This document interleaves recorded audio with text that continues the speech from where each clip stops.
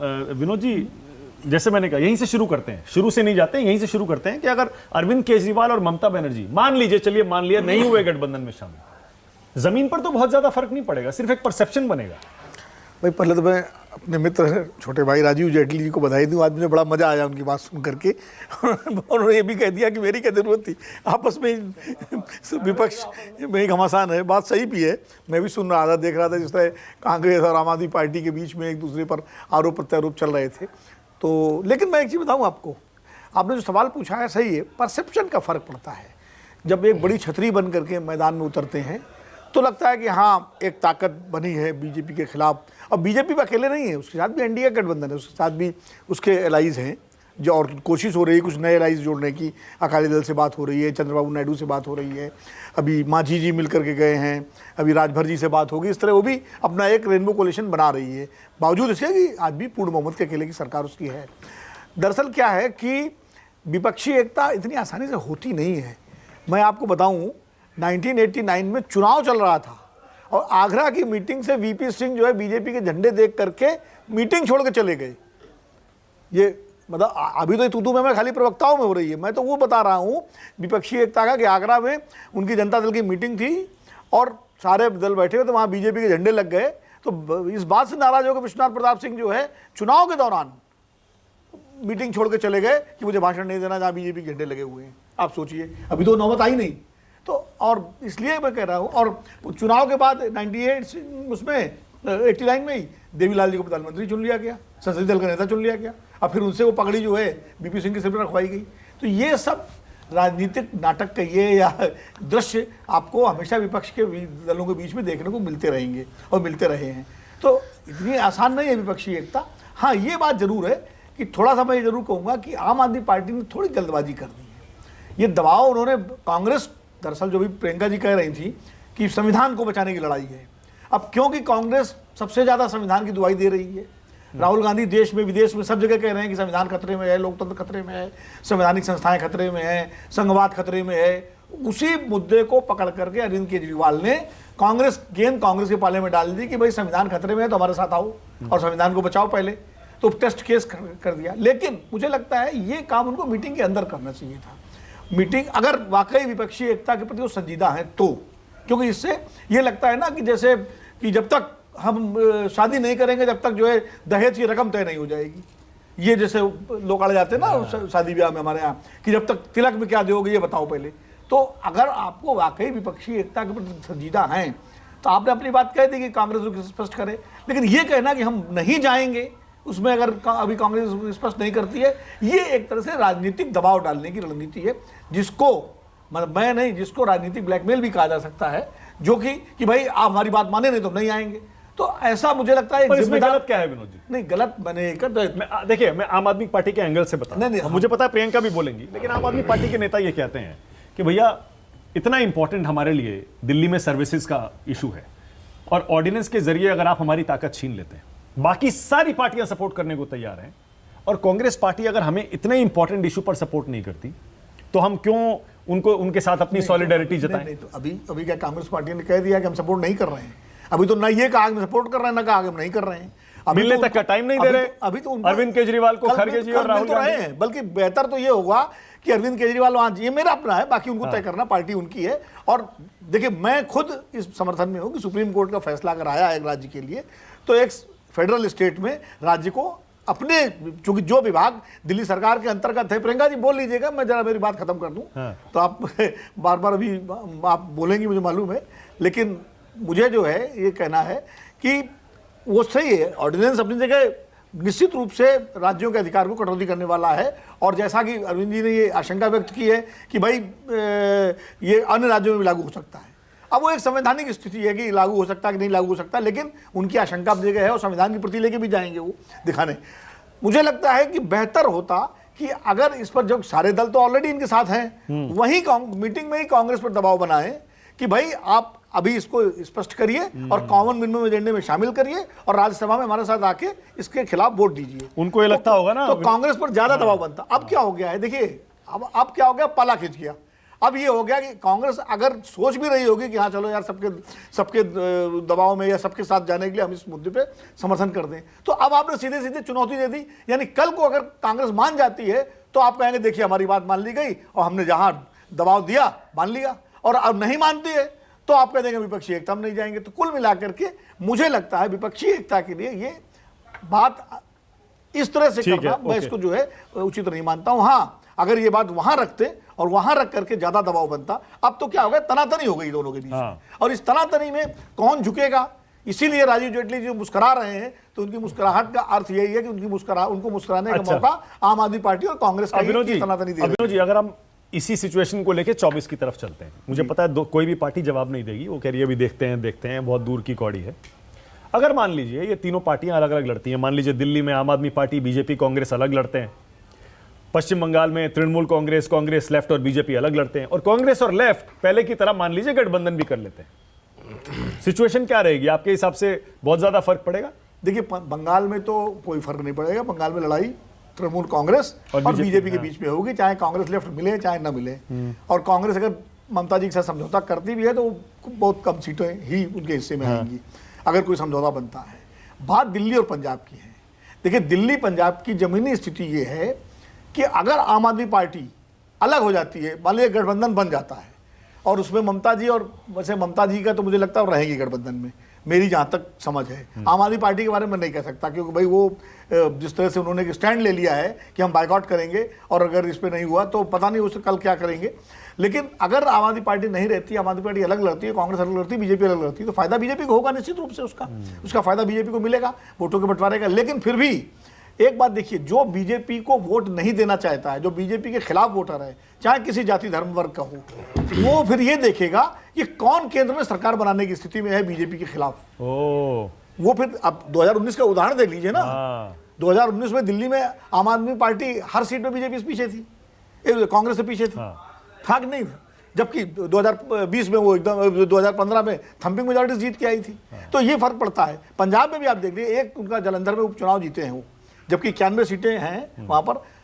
भगवंत मान अपनी सीट छोड़ के मुख्यमंत्री बने और 2 महीने बाद चुनाव हुआ, सिमरनजीत सिंह मान से हार गई सीट आम आदमी पार्टी।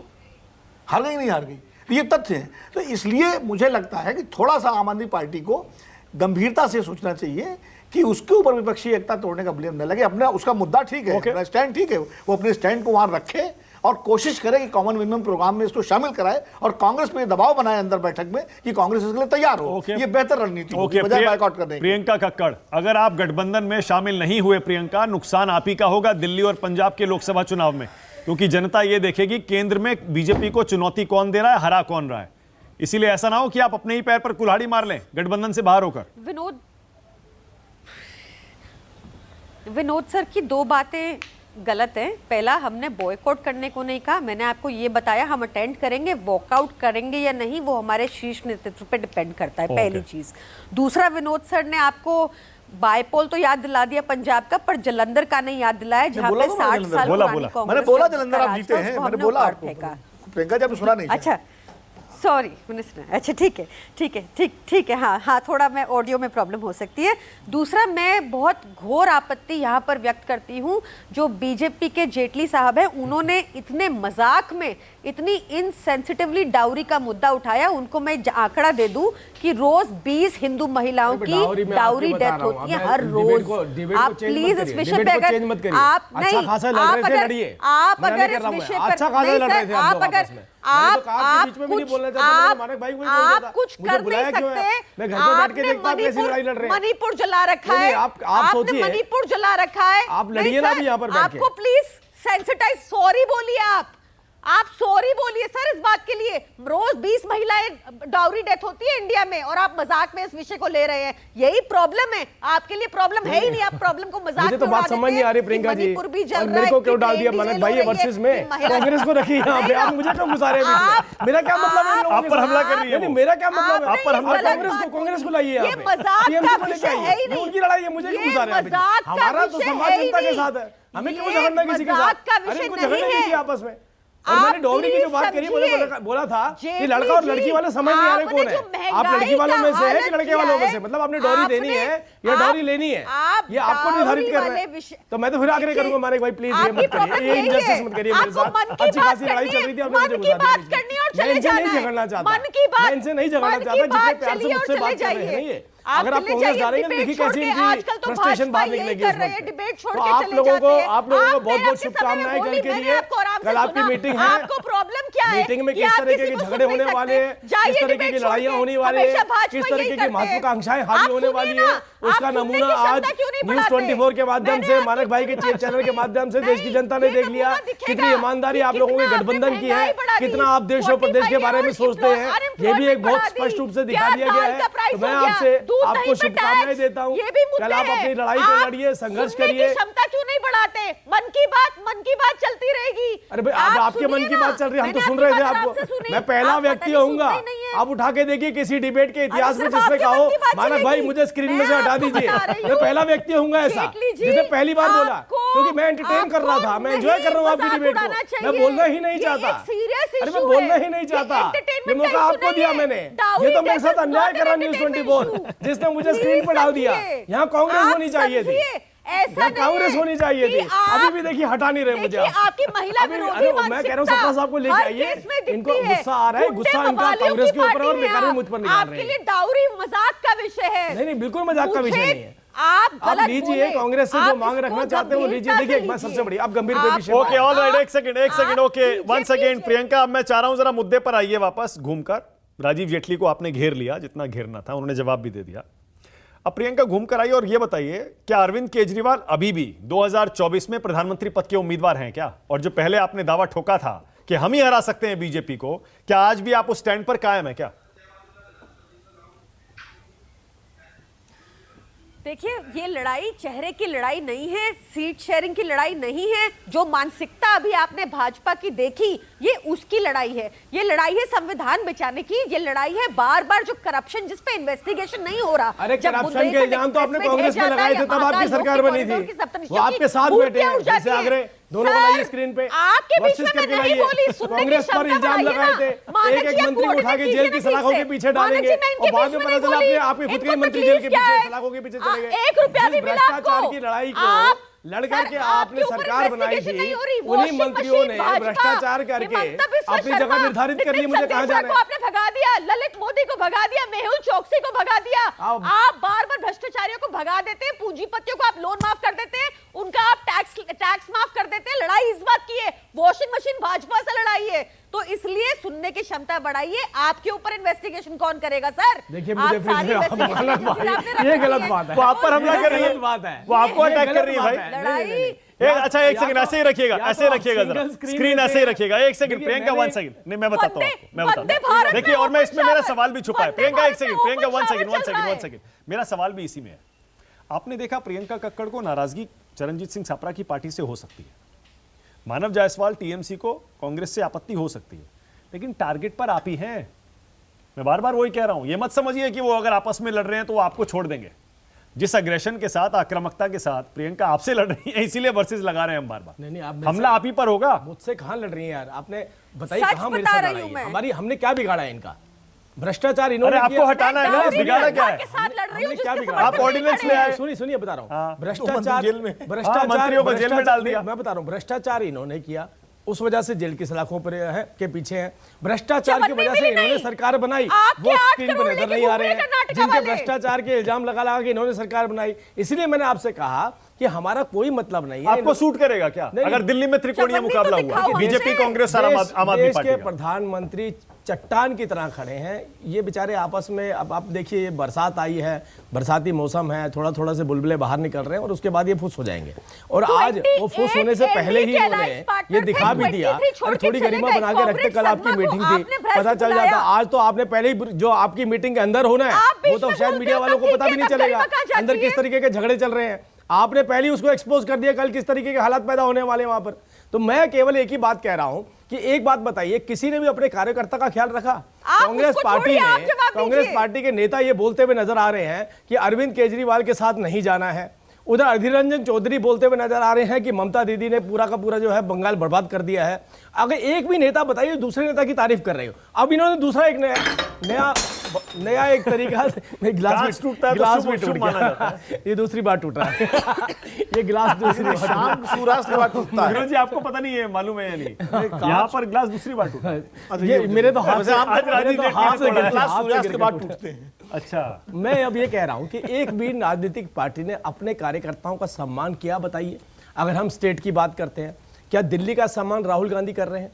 क्या पश्चिम बंगाल का सम्मान राहुल गांधी कर रहे हैं? क्या ममता बनर्जी अपने कार्यकर्ताओं का सम्मान कर रही हैं जब राहुल गांधी जी के साथ बैठ रही हैं? ओके, सापड़ा जी। एक भी सापड़ा जी लीडर बोलिए। ने अपने किसी भी कार्यकर्ता को सम्मान किया हो तो बताइए मुझे। सम्मान किया। सापड़ा जी बोलिए। देखिए, सापड़ा जी, मानक जी मैं बहुत देर से इनकी बातें सुन रहा हूं और आपने भी बहुत आनंद लिया इनकी बातों में, लेकिन मेन मुद्दे से कहीं ना कहीं हम भटक रहे थे। जो 2024 का चुनाव होगा वो मोदी वर्सेस मुद्दा होगा, वो चेहरों की लड़ाई नहीं होगी।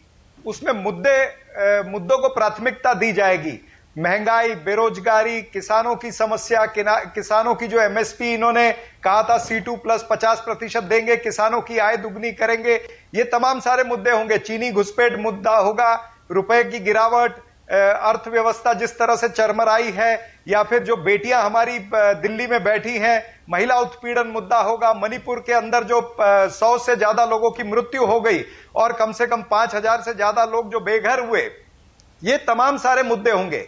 2024 की लड़ाई जो है वो मोदी वर्सेस मुद्दा होगा, और इसमें जो अलायंस होगा वो कुछ पार्टियों का प्री पोल अलायंस होगा और कुछ पोस्ट पोल अलायंस होगा। मैं आपको 2004 याद दिलाना चाहता हूं। 2004 में भी बिल्कुल इस तरह से परिस्थिति थी। अटल बिहारी वाजपेयी ये नरेंद्र मोदी से भी बड़ा चेहरा थे, और इसी तरह की शाइनिंग इंडिया की बड़ी कैंपेन चली थी। कोई नहीं कहता था कि विपक्षी पार्टियां जीत पाएंगी, लेकिन सोनिया गांधी जी के नेतृत्व में हम 140 सीटें जीत करके आए, और डॉक्टर मनमोहन सिंह जी का नाम आया, और डॉक्टर मनमोहन सिंह जी ने 10 साल इस देश को अच्छे से चलाया। तो इसी तरह से होगा। चेहरे पर मुझे नहीं लगता, लेकिन मोदी वर्सेस मुद्दा होगा, और कुछ प्री पोल अलायंस होंगे। ओके, मैं समझ गया। All right, Vinod ji comment करिएगा। ओके, सापड़ा जी एक सेकंड, आपने बड़ी इंटरेस्टिंग बात कही है, पार्टी को हराएंगे। आपने दिलचस्प बात कही है विनोद जी। तो ये अगर परसेप्शन बनता है कि कुछ एक पार्टियां चलिए नहीं भी गठबंधन में शामिल हो रही हैं या हो भी रही हैं और जमीन पर अलग चुनाव लड़ रही हैं, तो उससे बहुत ज्यादा जमीन पर क्या फर्क पड़ेगा? जैसे मैंने दिल्ली, पंजाब और बंगाल का ही उदाहरण दिया। नहीं, 2004 में जो बताया वो ठीक बताया। जैसे समाजवादी पार्टी यूपीए में नहीं शामिल थी, और उसके 40 से ज़्यादा एमपी जीत के आए थे उत्तर प्रदेश से, और बाद में उसे सपोर्ट किया। हरकिशन सिंह सुरजीत ने बुलाया, जब सोनिया गांधी का जो मीटिंग हुई थी उसमें अमर सिंह जी को अपने साथ ले गए, बिना बुलाए ले गए, और समर्थन दिया। इसी तरह कुछ दल और साथ में आए थे। हाँ, डीएमके साथ थी और आरजेडी साथ था। 2004 नहीं है। हाँ, वो मतलब वो एक एनालॉजी हम ड्रॉ करते हैं हिस्ट्री से, जो सप्रा जी कर रहे हैं, लेकिन ये सही है 2004 नहीं, 2023 से। और 2024 मतलब हो जाएगा। उस टाइम तो बीजेपी की अपने दम पर मेजोरिटी तक नहीं थी, मेजोरिटी नहीं थी, तो यहाँ अपने दम पर सरकार है। लेकिन ये एक बात जरूर है कि परसेप्शन का जो असर है वो तो पड़ता ही पड़ता है। देखिए